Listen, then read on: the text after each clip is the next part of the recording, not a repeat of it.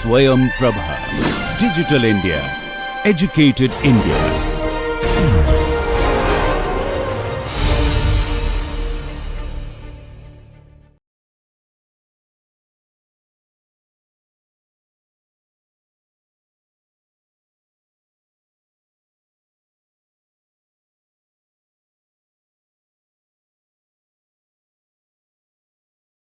Welcome dear learners, I am Dr. Manisha Goswami, working as an assistant professor at Institute of Business Management, GLA University, Mathura.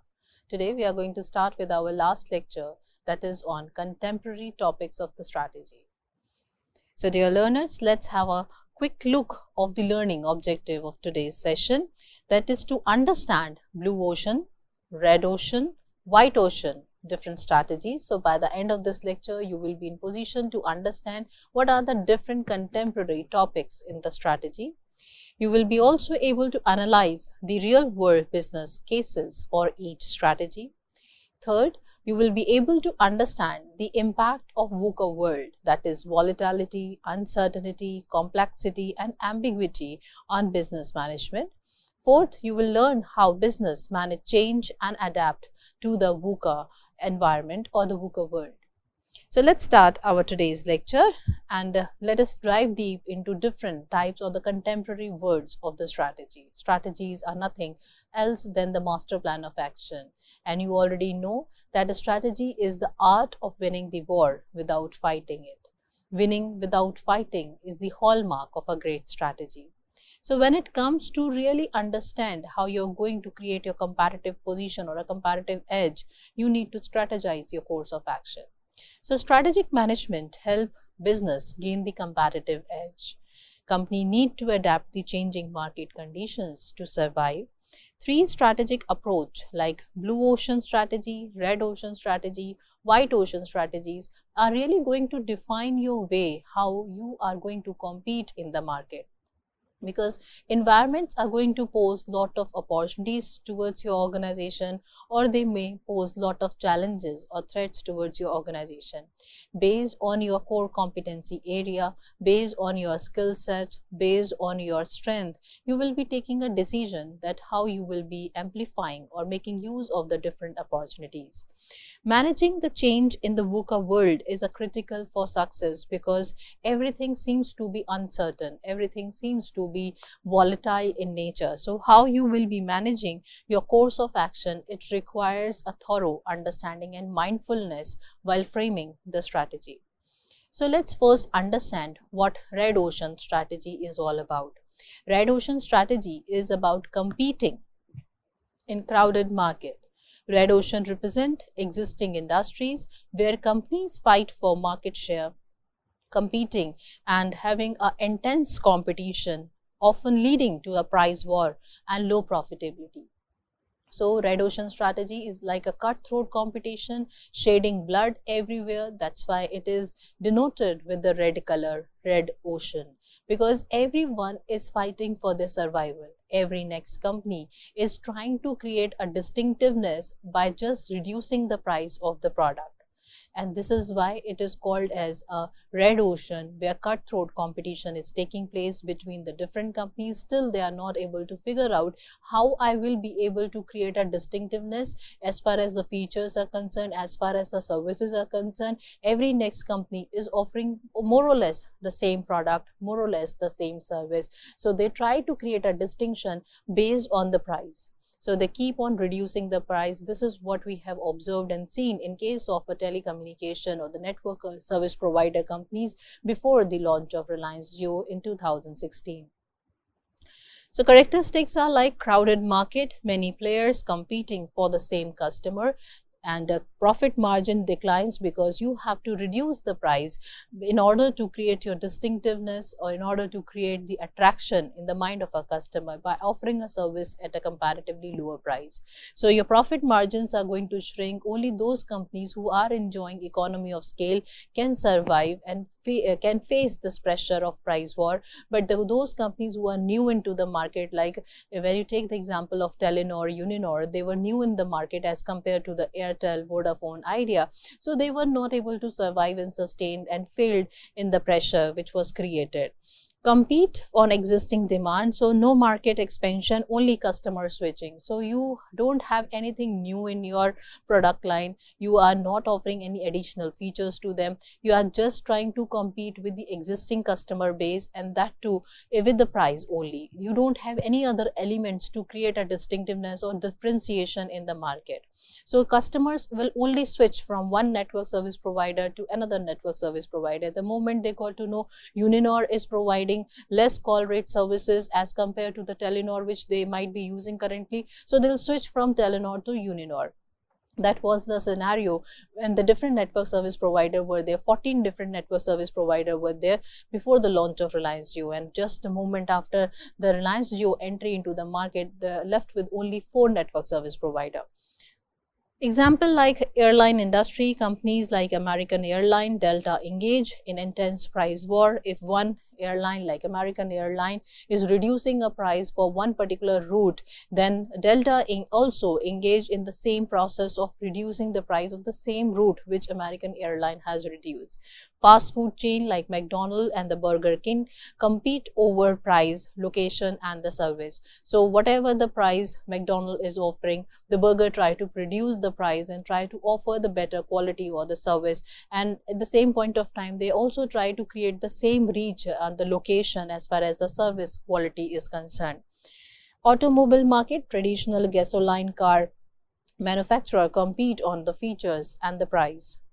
Next is your white ocean strategy. White ocean strategy is considered to be the business of ethics, where your ethical ground are at the service, right? You try to give most importance to the ethical services. You try to give more importance to the taste. You give more importance to the societal need at a large. You try to consider that whatever the business you are doing should be of sustainable nature, should not harm the environment, should not harm the society at all. So introduced as an ethical business approach, white ocean strategy focus on sustainability, inclusivity and social responsibility while ensuring the profitability. Unlike the profit-driven red ocean or innovation-driven blue ocean, the white ocean strategy align business success with ethics and the environmental impact. So they focus more on ethics, they focus more on environmental impact. They don't want to enter into any sort of the business which may be leveraging profits to them, but it is going to harm the environment or it is going to badly affect the society at a large. So white ocean strategies are meant for creating a thought process by the top management of the organization that they will never lend up their business into a line which is going to impact the environment adversely. So the key elements of the white ocean strategies are sustainability, focusing on eco-friendly business model, social welfare like benefiting the communities and the stakeholders, purpose-driven business model like profit aligned with the ethical objectives. So the prime focus is on serving the society with ethics rather than earning the profit. But they try to see the ethics to be given more importance than earning of the profit. So they can compromise over the profit, but they will never compromise on the ethical ground. And they focus more on providing the services to the community, and they ensure that stakeholders at large are benefited with the kind of services they are providing. So Tesla again is not just innovating with the blue ocean strategy, but also sustainable with the white ocean strategy. Like they are trying to come up with renewable source of energies. They are looking for solar power, solar enabled cars, apart from just looking for e-vehicles. So Tesla is trying to come out just from the blue ocean. They are coming out as a blue ocean strategy, but in the line of the blue ocean they are also creating a white ocean. They are also trying to ensure that whatever the new uncontested market that we are entering into is not going to harm the environment. So they are focusing on sustainability parameter. Also they are focusing on the impact of the production on the environment. Patagonia outdoor clothing, focusing on ethical sourcing, eco-friendly material and sustainable supply chain.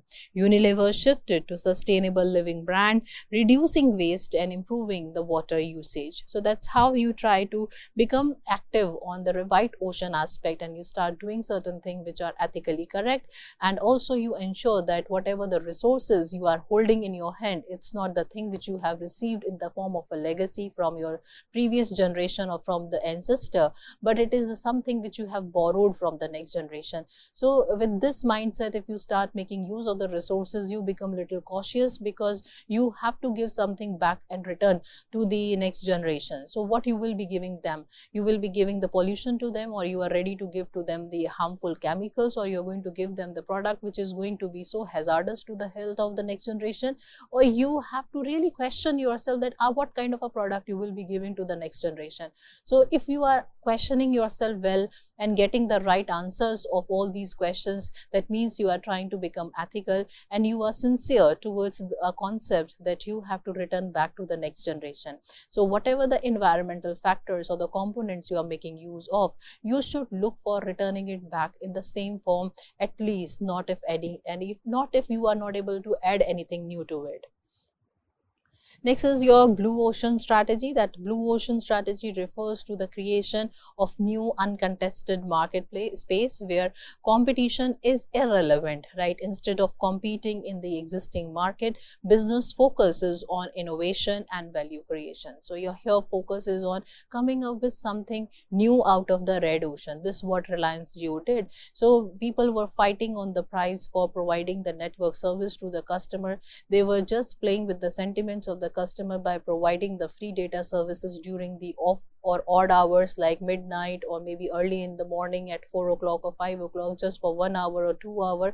Airtel used to provide the free data services to their customer before 2016. Thereafter, after the launch of the Reliance Jio, this entire dynamics got changed. They come up with a better technology to really serve the customer with better network service, and they come up with the free data services, and they become the first company in the world consecutive for 6 months to offer free data services. So that's what known as the blue ocean strategy. Yeah, that means you try to come out with a better solution from the red ocean, right? So you created a new ocean out of the red, that is a blue ocean, which is an uncontested market. Nobody has thought of it earlier before, that this could also be a market where anyone can dominate.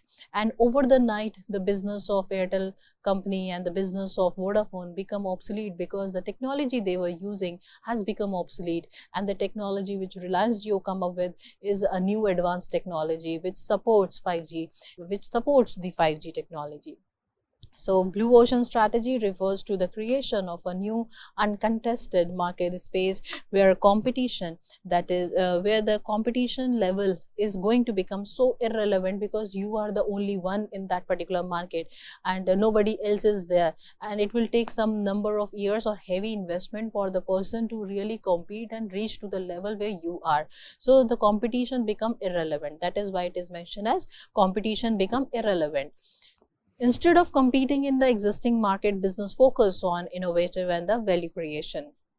So key principle, the value innovation, offering unique value while reducing the cost, eliminating the competition, right? Moving from cutthroat competition in the existing market, creating a new demand, attracting new customer and expanding the market, breaking the value cost trade-off, offering both differentiation and the low cost, right? So the major key features of the blue ocean strategy is that you are focusing on something which is absolutely new. You are trying to create that latent need of a customer, which was not earlier realized and recognized by the other company, and customers were showing their interest towards the data, but companies were failed to analyze that there is a real hunger in the data services. For example, iTunes created a legal digital music distribution platform, eliminating the need of CDs. Like Tesla developed an electric vehicle with high performance, reducing the reliance on traditional fuel system. So this is the part of the blue ocean strategy. Now let's move to the other various type of the ocean strategies. Apart from those major, there are some more contemporary terms of the strategic alliances. Like blue ocean, this is what we had discussed, which is focusing on the new market.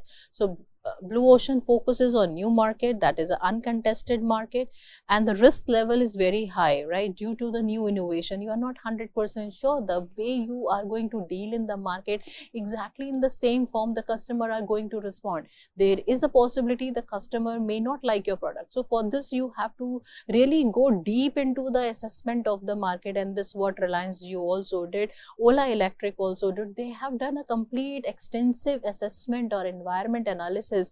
Based on that, they come up with this concept of providing the free data services to their customer, and that too with the optical fiber technology, which is going to increase the service providing 10 times higher than the existing service providing speed, that from 4 terabyte per second speed to 40 terabyte per second speed.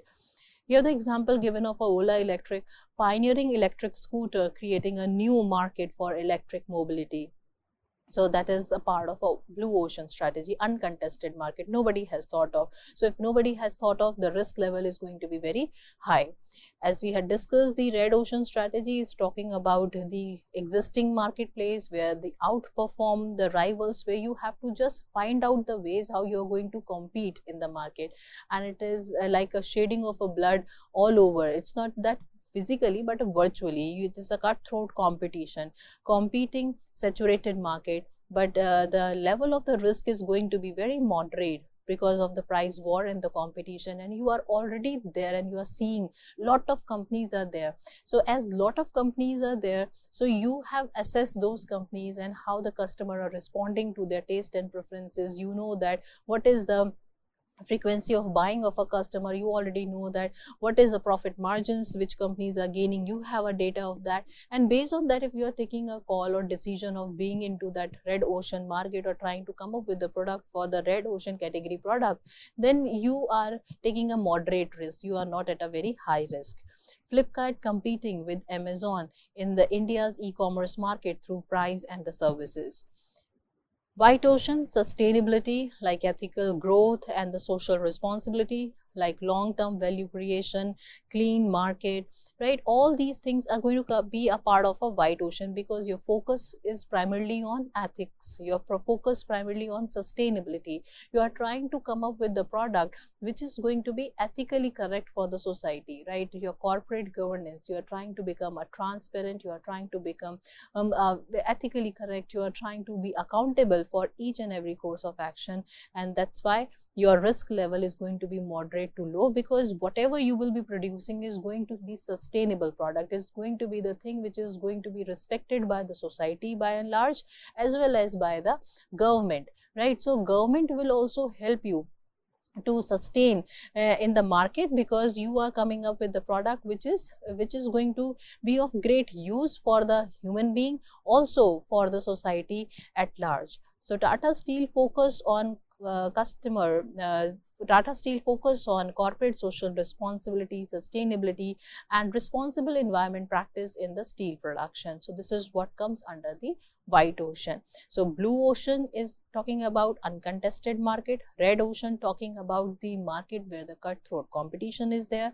white ocean is focusing on what? It is focusing mainly on ethical business, or a business which is defining the activity which is going to be sustainable, like ESG, or you have some sustainable development goals, focusing on those goals, and then you are coming on with some practices that is going to come under the white ocean. Black ocean is just the reverse of white ocean, where you adopt unethical practice, right, illegal practice, or short-term exploitation of the society. So if anyone is indulging into certain practices which are not acceptable by law and order, which is not acceptable by the society at a large, is going to come under the black ocean. Say for example, a lot of Satyam the scandals which took place, like Satyam scandal, Nirav Modi scandal, like Kingfisher airline bankruptcy, right? So these are the example of the black ocean strategy, where the purpose of doing a business was not ethically drafted. They were into some illegal market, like ABC shipyard scandal, like Enron debacle. All these are the examples of the illegal market. So the risk level is very high because you are not into activities which is legally supported. So if you are into an activity which is not legally supported, so very soon or later you will face the repercussions of your course of action. So Sahara India Parivar faced the legal issues for the financial misconduct and the misleading of the investors. So that what come under the Black Ocean strategy. Green Ocean strategy is a eco-friendly, sustainability-focused business model, right? Eco-conscious, growing market, and the risk level is going to be moderate. ITC implemented, emphasizing sustainable practices in the paperboard and agri-business division. So a lot of business entrepreneurs are coming up with the production of a pencil, which once you stop using that pencil, you dig it into the soil, that will germinate into there is a seed in that pencil. At the top of the pencil there is a seed which will germinate and will become a tree or plant sooner or later. So that kind of a practice or that kind of a product, if you are doing production, you are doing, is going to come under the eco-friendly or sustainable focused business models. You are trying to find out the alternatives of the polythene. So you are trying to find out the alternatives of not using the plastic. You are trying to come up how we can make plastic a biodegradable, right? So all these things are going to come under the Green Ocean strategy.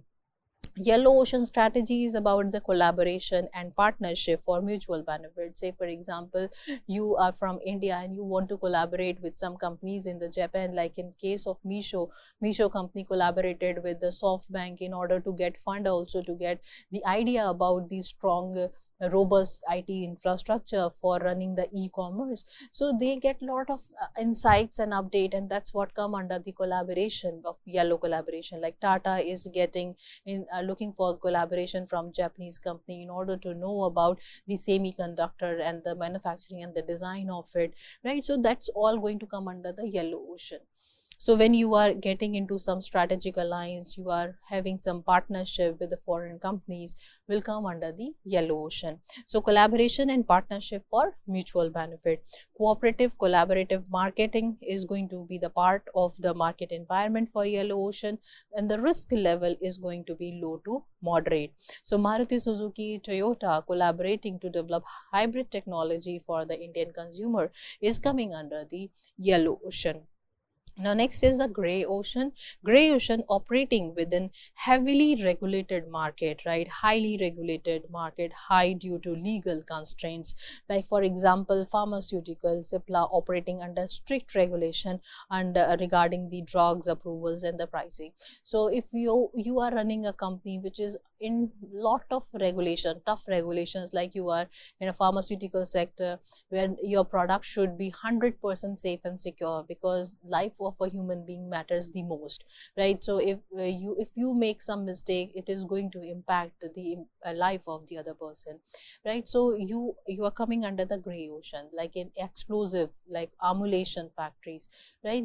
Liquor factory, these are all going to come under the gray ocean, because tough regulation and licensing of the government is must to get before you start the business. So the level of the risk is going to be high due to the risk constraint, and the entry barrier in such kind of business is going to be very low, because nobody would like to enter into such area where the legal constraints are very high.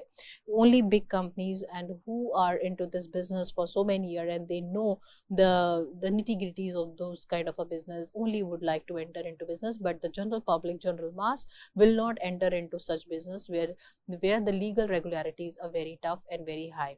So gray ocean are of that kind of nature of a business where entry barriers are low.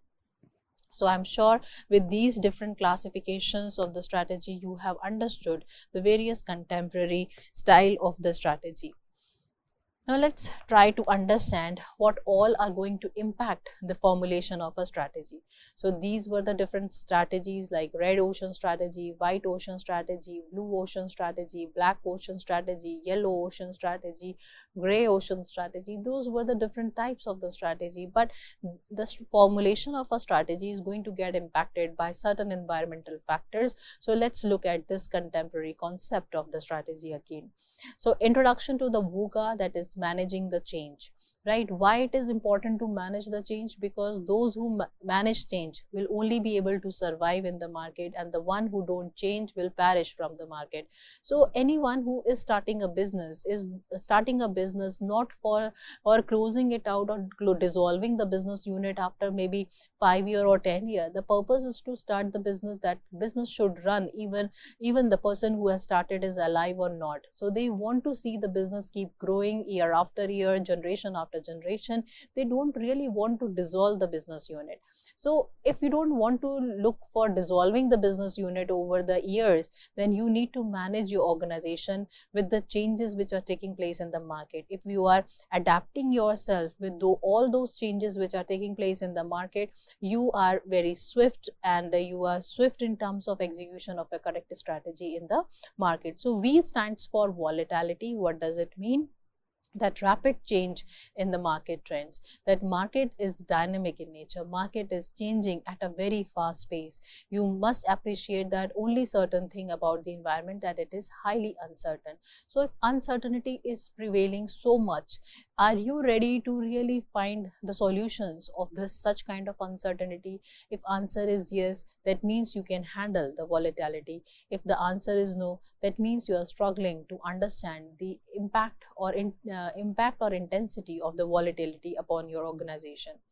Second is uncertainty. That difficulty in predicting the future event is going to be very difficult for the organization. Most of the time they are putting lot of good techniques like Delphi techniques to forecast the future, but still they are not able to predict it well because of the volatility attached to it, because they are rapidly changing.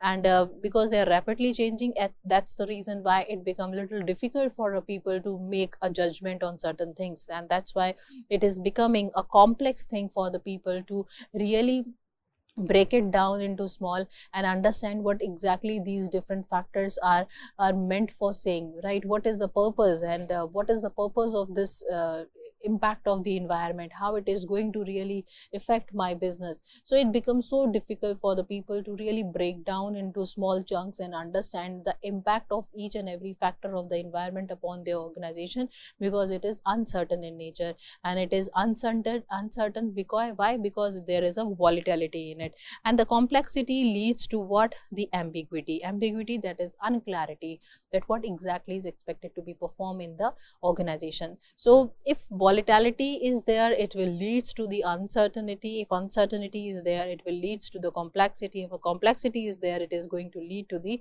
ambiguity. So all these things are interconnected and interrelated, and it's going to impact the organization if you are not ready yourself, you are not keeping yourself ready for the VUCA world, right? So this is a VUCA world where volatility is going to be there, uncertainty is going to be there, complexity is going to be there, and ambiguity is going to be there. So if you know all these things are going to be there, why not you find your solutions to these problems? So you should look for finding the solutions of all these problems. So what is the solution of the volatility? What is the solution for the uncertainty? What is the solution for the issues arise because of the complexity? What is the solution for this? So you should strive for finding the solution instead of looking at the problem. If you start finding the solutions, you will be able to overcome and the complexity or the intensity of these forces upon your organization. Let's look at the exact impact of VUCA on the business. So if volatility is going to be there, how it is going to impact the business? Rapid and unpredictable changes are going to happen. Like for example, COVID-19 pandemic disruption, because of the volatility, there were rapid changes taking place in the organization, and rapid unpredictable responses are coming out from the environment. Uncertainty, inability to predict its outcome, and regularity changes affecting the industry. industry, right? So a lot of things are getting changed, law and order getting changed, the way you were dealing with the manpower was also getting changed, the way you have to deal with the customer is also getting changed, the standards of the food safety and security is also getting changed, hygiene percentage or the level of the hygiene you have to maintain is going to get changed. So because of this COVID-19, uncertainty has posed a lot of difficulty for the people to really cope up in that situation. Another thing is a complexity. It is getting so complex because you were doing the business in some other format, and because of COVID-19 you really have to change your format of a business which you were doing for so many years, and over the night you have to brought this change, not gradually but over the night you have to brought that change. If you fail to brought that change over the night, you will not be able to allow to run the business, because the pandemic or the natural disaster is creating another pose of difficulty upon the government also, because government is also going to be answerable, so they are going to be strict against the businessman. So complexity is there, multiple interdependent variable, global supply chain challenges, like pharmaceutical companies were not able to run in India because major raw material which they were getting it's from China, and because of this disruption and or the pandemic, the supplies from the China or other part of the area has been stopped in order to avoid the chances of further getting infected, because people were believing the virus has come from the China only. Then is the ambiguity, that lack of clarity, because people were not sure how long it is going to last, how it is going to impact the lives of the people, what is going to be the life thereafter the pandemic, what is going to be the new normal situation of the people. So there was no such clarity. As a result, lot of ambiguity, and because of ambiguity people were losing hope in doing the job. So emerging AI technology is going to become a solution for a lot of people, that how let us use the technology to overcome most of the things, right? Let us stop doing the work at being at in the office, let us start doing work from the home. So technology has paved the way to overcome this ambiguity and the complexity, uncertainty and volatility. So during the COVID-19, one thing which has really helped the organization to really survive and sustain even in that point of time is the technology. If there would have been no advancement in the technology, we would have to really struggle a lot to get out of the impact of the COVID-19 pandemic, right? We must thank to technology, that because of the advancement in technology, because of the growth which is taking place, massive growth which is taking place, and how the IT people and IT department is contributing in the growth and sustainability of the nation is really remarkable. The only thing which is needed from the side of the technological sector is to take care of the radiations which are emitting out, how they are impacting the green environment, how they are impacting the natural environment. That should be taken care of, but otherwise they have helped and served each and every sector across the globe. No, it is not going to be like a sector specific advancement. It is a core enabler in all the business, like for your business growth, for your innovation, for the competitive edge. You can make use of technology for surviving at the time of the pandemic or the natural disaster. Again, the technology is paving the way. So it is becoming the pervasive thing. It is becoming the most important and essential thing to be learned and to be executed by each and every organization. The only concern is to take care of the environment, right? So whatever the advancement of technology is taking place should be taken keeping in mind the environmental aspect, the sustainability aspect also. Next is the strategies for managing change in the VUCA world, like agility, adaptability, quick respond to the market changes, right? So if you want to get the solutions of the problems of the VUCA world, where the volatility is there, uncertainty is there, complexity is there, ambiguity is there, so how you will find the right area where you can fight back all the complexities of the VUCA world? So you need to be agile, you need to develop the agility and adaptability. Agile means you need to be very flexible, quick in terms of adapting the changes which are happening, right? So you need to quick and in terms of adopting the changes. That's how you can overcome this problem of the volatility. Scenario planning, prepare for multiple future scenarios, and if you have multiple scenarios in your hand, if A plan is not working, B plan will sure work. So this is how you can overcome the uncertainty. Digital transformation, use AI, automation, data analytics also help you to reduce the uncertainty and will also bring The clarity and the complexity can also be reduced with the help of digital transformation. Resilient leadership build a strong organizational culture, right? There should be an organization where the leader are very much focused, and their focus is not only towards the growth of the organization or just mere profit earning of the organization, rather their focus should be on wealth maximization. If you have a resilient leader, a leader who takes the challenges very swiftly and help the people in the organization to adapt themselves and act like a coach leader or a cheerleader in the organization, such kind of organization can last and survive for long. Because anything which is happening against the vision or the mission of the organization, so it is going to create a disruption in the entire organization. So you as a leader has to really hold on your nerves, you really have to hold on your way of dealing with the people, you have to control the sentiments, and then have to tackle the situation very swiftly, smoothly, handling the human with lot of cares. So this is what the resilient leader should be there in the organization, to build a strong culture of adaptable, of being agile, of being acceptable, right? So such kind of a culture can only be built by a resilient leader who is taking care of a human being as a human being, not as a commodity, not as a worker, not as a one who will help you to get your work done. Your focus should be on worker as a human being. You should treat them as a human being, you should respect them as a human being.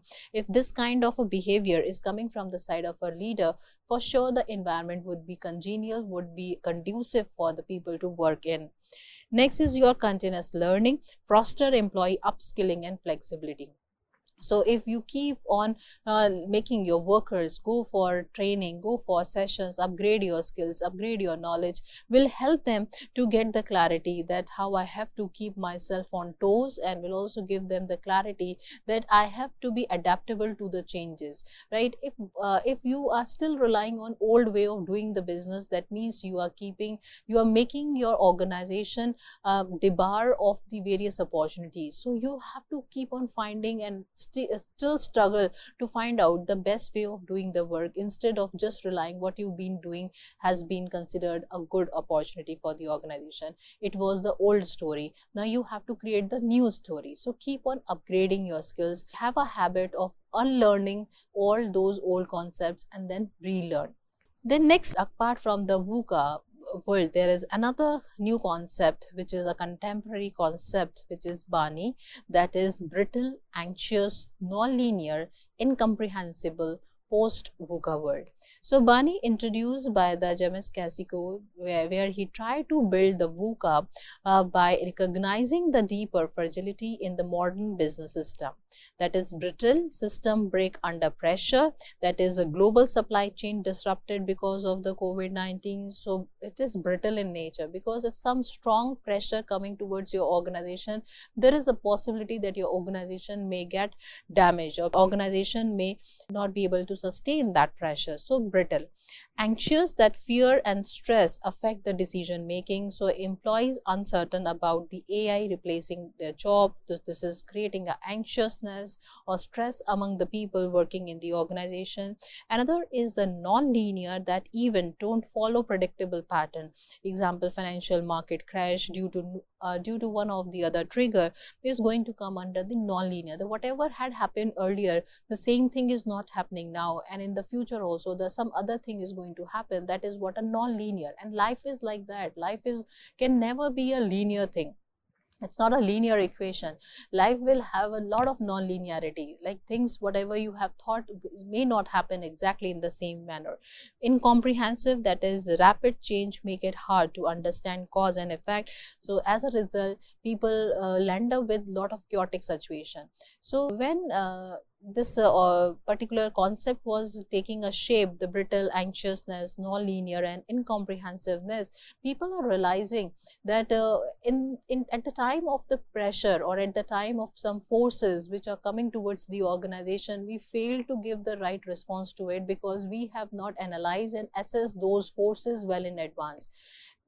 Ideally, these forces should have been analyzed by the organization while they are doing the microenvironment analysis. In our previous lecture, we talk about the 5 forces of Potter's model, where we discuss there are different forces which are coming towards the organization and impacting the existence of the organization. If you are not answering back to those forces, they are going to eat away the existence of this industry. So if you fail to assess those forces in advance, there is a possibility that these forces are going to kill your presence. They are going to take away the presence of your organization, and somebody else will take the place of yours. So this is a Bani where you have to keep yourself ready and keep yourself aware about the different forces, and the different intensity of the forces are going to play the role towards the growth or the failure of your organization. So if the forces are in your favor, you may grow. If the forces are against you, then you have to really fight against that force, and in order to survive and sustain in the market for longer run. Another contemporary concept is of rupt, right? Andrew Jolie has given this concept where he is talking about a hyper-connected and fast-paced nature of change. Rupt, that is, R stands for rapid, U stands for unpredictable, P stands for paradoxical, and T stands for tangled, right? So rapid, that everything is changing at a very back-neck thread. What is the speed? They are changing before you just can even adapt yourself with that change. The moment you adapt, the new change has come, and the moment you able to understand that new change, that thing has gone old and new concept has come. So everything is changing at a breakneck speed, right? Unpredictable future scenarios are increasingly getting uncertain because of such a fast paced rapid change which is taking place in the market. Paradoxical contradiction exists, that company demand innovation but resist the change, right? So if this is what the paradoxical thing, that you want some growth but you don't want to learn anything, so that is a paradoxical thing. So here also company want to grow in the market, they want to be a sustainable company in the market, but they are really not ready to go for the innovation. They are really not ready to come up with some changes in the system or the organization, because they really resist the change. Why they resist the change? Because they don't have, suppose they might not be having money in their hand to incorporate those changes. So you really have to facilitate your organization. Until unless you bring the change, you will not be able to survive and sustain, and that's what mentioned under the paradoxical thing. Tangled is everything is interconnected, making cause and effect relationship unclear. As I told you when we were discussing the 7S framework, all the different S elements were interrelated. Let me show you that shared values are connected with not only with the structure. Shared value is not only connected with the structure, it is also connected with the system. System is and the shared value is also connected with the strategies. And do you think these two are not connected with each other? These two are also connected with each other. Strategy and system are also connected with each other. Apart from this, there were skills of the organization. Skills are connected with strategy. Skill is connected with the shared value. Skill is connected with the structure. Skill is connected with the system. Apart from this, there is a staff is also connected with shared value. Staff is connected with the strategy. Staff is also connected with the system. Staff is also connected with the structure. And apart from this, there was a style also, and this one is also connected with all the remaining S of the organization. Like it is connected with this, it is connected with this, it is connected with the structure, it is also connected with the skills of the organization, also connected with the strategy of the organization. That means everything is so complex, so difficult for the people to really understand from where the failure is coming up. Like a strategy is connected to the structure. So if a strategy is getting failed, say for example, if this strategy is not working well, can you identify for what reason this strategy is not working well? Because this interconnectedness has created a huge confusion and unclarity among the people from where the cause of the failure is coming. right? If strategy is successful, then what is responsible for the success of the strategy is also not getting clear. So everything is so tangled, everything is so interchangeably used, everything is so interconnected, which is creating a issue of unclarity. So the rise of AI driven automation boosting efficiency but rising the ethical concern among the people. Now this is the new version of the VUCA. So earlier we had discussed the VUCA 1.0, where the volatility, uncertainty, complexity and ambiguity were taken as the VUCA full form. Now this VUCA 2.0 is the advancement. This is what we were talking about a moment before. Here it is mentioned that everything is changing at a breakneck speed. So a moment before you got to know about the VUCA 1.0, now you are getting another definition of a VUCA, which is an advanced thing. The old one is no more in practice, or it is considered as an obsolete concept. Now this is the new recent concept where VUCA 2.0 is in existence. So no more they are talking of the volatility, uncertainty, complexity or ambiguity as a full form of VUCA. VUCA 2.0 is talking about vision, understanding, clarity and agility. Right, so they have different perspective of looking at the thing. A positive reinterpretation of a VUCA focusing on resilience and the leadership. So V stands for vision, that means strong leadership guide business through uncertainty. So they mean to say that if there is a volatility in the organization, we should really not look for the volatility is a problem. We should ideally look for the solution. This is what I was telling you in the previous slide also when we were talking about the VUCA, the old concept of the VUCA, that find the solution, don't look for this problem, find the solution, don't look for this problem, find the solution, don't look for this problem, right? So in this VUCA world, VUCA new concept 2.0 is actually talking about these solutions only, right? Here they talk about the vision.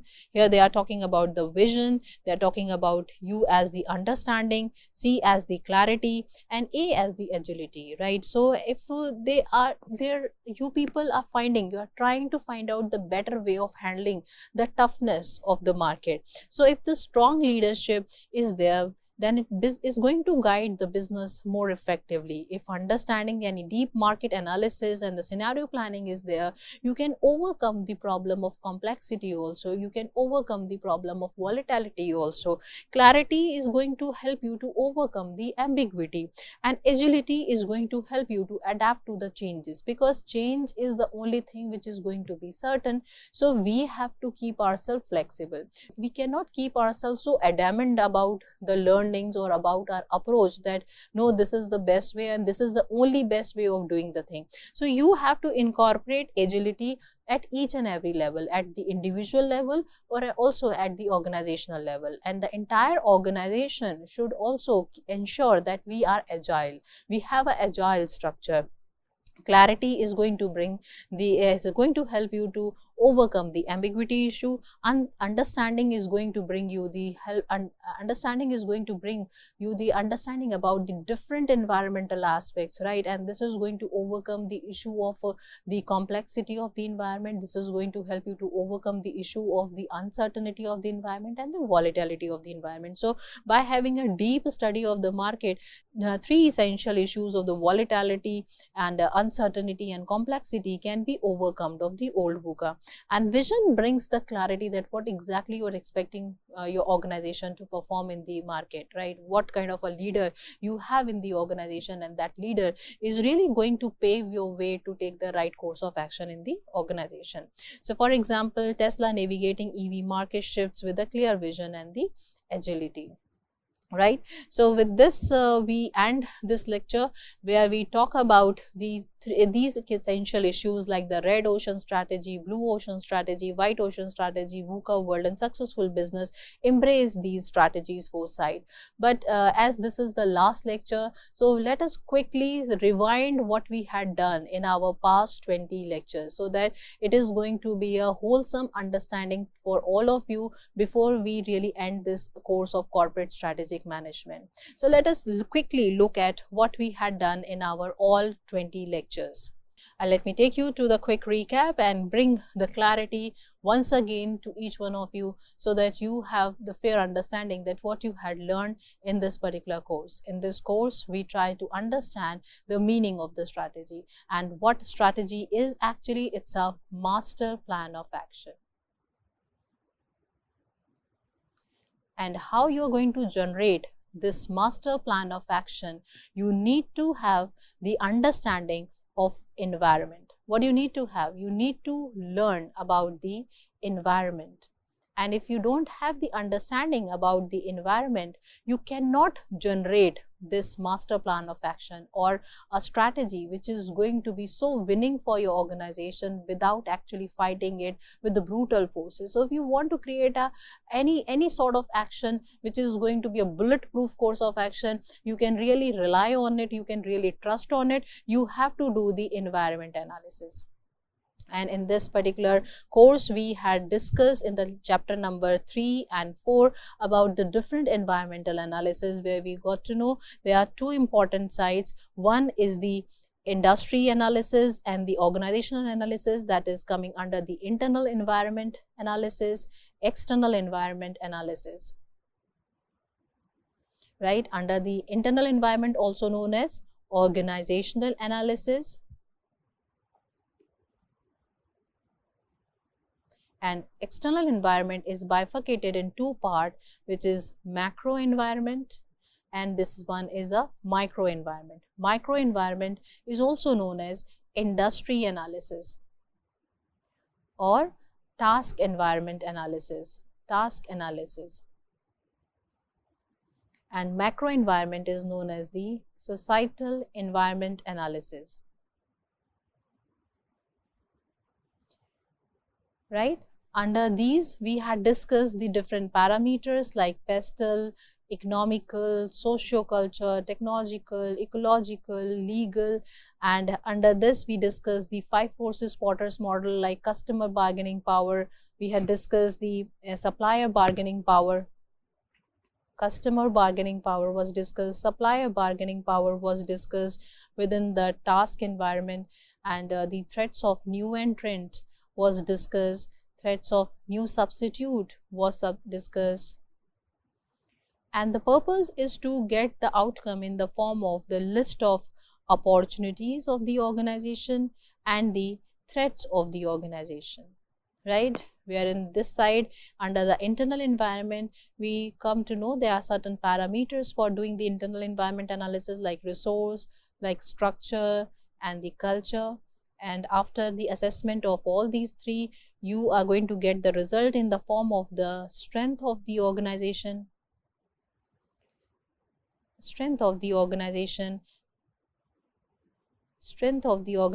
and the weakness of the organization. Right? So with the help of these strength and weakness and opportunities and threat of the organization, what you are trying to get? You are trying to develop your corporate strategy. Right? So based on that, you will be developing your corporate strategy. If you don't have assessed the environment well, how you will be able to develop the corporate strategy for the environment? So this what we had understood in the chapters, in the different lectures of the corporate strategic management, that it's very true to say that master strategy is a master plan of action, but it cannot be formulated as a master plan of action or a strategy which is going to really help you to win without fighting, a strategy which is the art of winning the war without fighting it physically, without having a brutal force. It cannot be done until unless you have dived deep into the environment. So the outcome of this internal external environment is going to help you to find out how you're going to frame the corporate strategy, how you're going to frame the business strategy, how you're going to frame the functional strategy. And these three are the three essential types of the strategies. These are the three different levels of the strategy also. Corporate strategies are formulated by the top management of the organization, business strategies are formulated by the middle management of the organization, functional strategies are formulated by the lower management of the organization. So the top management focus on giving three essential directions. One is the direction strategy, second is the portfolio assessment, and third one is the parenting. right? Under the direction, growth, what kind of direction you will be giving. Either you will be giving a direction of a growth, or you will be giving a direction of stability, or you will be giving a direction of a retrenchment, right? So in this particular direction is going to lay the picture in the mind of the rest of the people working in the organization that this is a high time to go for the growth, or this is a time to stabilize your business, because the market situation is not sure. As I just told you, in the VUCA world, uncertainty is there, volatility is there, ambiguity is there, complexity is there. If such kind of a situation is arising, you will be going for either for the stability or for the retrenchment. So the different factors which are coming from the side of the opportunities or the threat or the strength and weakness, outcome of this environment analysis is going to give you the answer whether to go for the growth or to go for stability or retrenchment. When conditions are very positive for your organization, go for growth. When things are positive, negative, you are not sure what is the percentage going to happen, go for stability. When things are absolutely negative, go for the retrenchment. Under the portfolio, you try to do the assessment of your product, different product line. There are tools which we had discussed like BCG matrix, and the GE matrix was discussed under the portfolio. Under the parenting, the misfit and fit analysis was done. Fit and misfit analysis was done, and the fit or misfit of what? The product which you are offering, how fit it is in the market, how much unfit it is in the market. This is what we had discussed. And the business strategy is dealing with the three issues like the cost leadership and the differentiation and focus. These are the prime focus of the business strategy. And then the functional strategies are focusing on the integration of the different departments of the organization, because if a particular department is not aligned with the other department, there is a possibility that your organization may not be able to understand the upcoming opportunities and the threats. So any of the department like marketing department is sensing some change is taking place in the market, and they are required to let the subsequent department to be aware that this kind of a change may happen. So functional strategies are going to be very useful when proper allocation of the resources are taking place, when proper behavioral implementation is taking place. Functional strategy also largely depend upon the leadership quality, the kind of a leader you have in the organization. And all these things are going to get into the formation of multiple options for the organization. And if you have multiple options in your organization, you have to choose one particular strategy, and the framework for choosing one particular strategy is FSA framework, that is feasibility, suitability, acceptability for the selection of a strategy, right? And based on this, you will be taking a call that if it is feasible to me, that means it is affordable to me, suitable to me, that means it is as per the current trend, requirement, and acceptable, that means it is meeting out the requirement of a stakeholder. So on that basis, you will be taking a call of selecting a particular strategy. But this is not going to be end of the game. Now you are really going to put this thing into the implementation. You have just selected the strategy. Now it is going to be implemented in the organization. So you have to fight back the various structural implementation issues, functional implementation issues, behavioral implementation issues. So if you are a right strategist, if you are having a good leader in your organization, you can overcome all those implementation issues. But once you started implementing, at the same point of time, parallelly you have to see that whether things are on track or not. So for this, you have to see the things are properly running, things are going in the right direction or not. So you have to keep on evaluating your strategies. You keep on checking whether things are moving in the right direction or not, right? And at the same point of time, that whatever executed today doesn't mean that it is going to last forever. So you have to be focused on some certain organizational change. There may be certain barriers for the change. You have to invest certain amount of money in R&D to come up with innovation. And when you are coming up with some innovation, you should not be at all fearful, because intellectual property right protection strategies are there, like patent is there, copyright is there, which is really going to help you to protect your innovation. And apart from this, we also got to know about about the different global strategies like FDI, FPI, and the export, direct export, indirect export, greenfield investment, brownfield investment, right, merger, acquisition, joint venture, strategic alliance. All these things were discussed from the perspective of letting you know that you as a strategist, you don't just have to look from the perspective of a market of India. You should look from the perspective of a global market, right? And when you are looking from the perspective of a global market, there are various different business models like public model, public organizations are there, private organizations are there, non-profit organizations are there, there are micro, small, medium enterprises are also there. And you also got to know that in India, micro organizations are contributing a lot as compared to the small, medium enterprises in terms of generating the job. They are acting as pivotal for creating a job opportunities in India. 20.39 crores of jobs are being created by the micro enterprises in India. We had also come to know that some small organizations which actually started as a family business now earning lakhs and lakhs of crores of turnover, like Reliance. You take an example of Reliance, was a family business earlier. You take an example of Tata Group, it was a family business earlier, right? From the family business, they have gone up to a large scale business. And still you can take a comparatively small unit example like Haldiram.